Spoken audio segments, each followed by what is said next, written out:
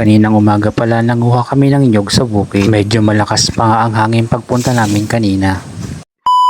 Paglabas pala namin kaninang umaga sa bahay ay nagkukulay pula yung kalangitan. Mag-aalas 5 na nga ng umaga nung tumingin kami sa kapaligiran, halos kulay pula. Mga bandang alas 7 nga ng umaga, halos malakas pa yung hangin dito sa labas ng bahay. Pagkatapos ko nga magkape, nagmuni-muni muna ako dito sa labas. Maya-maya nga lang ay pumunta na ako sa bukid kasi nga ay mangunguha ako ng nyog. Nauna na nga sa akin si stepfather dun sa bukid. Kaya sumunod na lang ako papunta doon. Dahil sa umaambon pa ay sumilong muna ako dito sa bahay nila Yellow Ring. Halos malakas pa nga talaga yung hangin dito sa labas ng bahay. Kahit umaambon pa nga ay naglakad na kami ni stepfather papunta sa bukid. Bali papunta nga muna kami sa bahay nila Ian kasi nga manghihiram kami ng kawit. Ito na pala yung itsura ng kanyang mga kamuting kahoy. Laking pasasalamat talaga namin kasi lumihis yung bagyo dito sa Sorsogon. Bali nakahiram na pala kami dyan ng kawit kalaeman. Mangunguha nga sana kami ng tayog ng kamuting kahoy kaya lang ay wala kaming dalang lalagyan. Kaya nyog na lang talaga ang kinuha namin dito. Nahirapan nga rin si stepfather sa pangunguha ng bunga ng nyog kasi nga napakalakas pa ng hangin. Ito rin yung pinakamahirap na part, yung pangangawit ng nyog. Kahit ako nga hindi ako marunong magkawit ng nyog. Nanguha pala kami ng nyog kasi nga ay magugulay na naman kami. Bandang palayan nga nagsilaglagan yung mga bunga ng nyog kaya kinuha na lang namin dito. 6 na piraso rin nga rin yung nakuha ni stepfather na bunga ng nyog. 2 piraso lang naman yung gagamitin namin sa paggugulay. Dahil 6 na piraso yung kinuha namin, yung 2 piraso daw ay ibibigay namin kala Rosalie. Tapos yung 2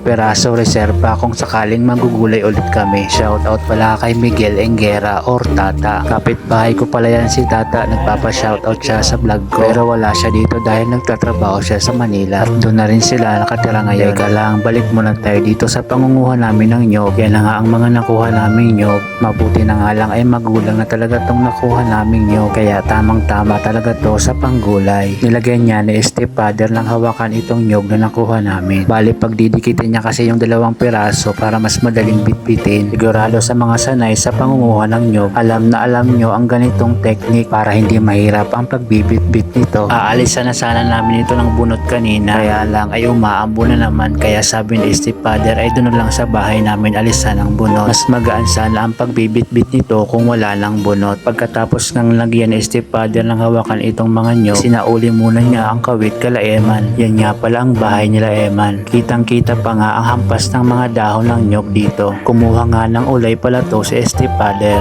para timbang 4 na piraso yung dadalhin niyang nyog. Gagamitan niya kasi ito ng ulay. Tapos yung 2 piraso ako naman ang magbibitbit. Yan po mga bossing, pauwi na po kami ng bahay. Pagdating namin sa bahay ay pumunta ako dito sa likod bahay para manguha ng gabi. Ito na nga po yung gugulayin namin. Bali itong mga gabi nga pala ay kami ni mama lang yung nagtanim dito sa likod bahay. Pero yung mga tinanim ko ay maliliit pa. Kaya yung mga tanim muna ni mama ang mga kinuhaan ko ng dahon. Halos malalaki na kasi ang dahon itong tanim ni mama. Kaya eto na muna yung kinuha ko. Mga paklang lang talaga ang kinuha ko. Hindi ko na binunot kasi sayang naman. Pagkatapos kong manguha ay nilinisan ko na ito. Sa paglilinis ko pala nito, tinanggal ko muna yung mga dahon. Bali hiniulay ko nga muna yung paklang sa dahon. Kayo ba mga bossing, kapag nagugulay ba kayo nitong gabi, ganito rin ba kayo maglinis nito? Hinihiwalay nyo rin ba muna yung paklang sa dahon? Yung mga dahon nga ay pinagpagang ko at inalisan ko ng mga dumi. May uod nga akong nakita dito sa isang dahon. At sa ibang dahon ay may mga nakuha akong mga sapot-sapot. Minsan kasi binabahayan rin talaga ito ng mga gagamba. Ito rin sila kasi sumisilong sa mga dahon. Kaya kapag magugulay talaga nito ay kailangan talagang linisin ng maayos. At pagkatapos kong linisin yung mga dahon, itong paklang ng gabi ay inilisan ko naman ng mga balat. Naalisan talaga ito ng balat kasi nga ay makunat yung balat nito. Halos natagalan nga rin pala ako nito sa paglilinis. Pero ayos lang kasi wala naman akong gagawin.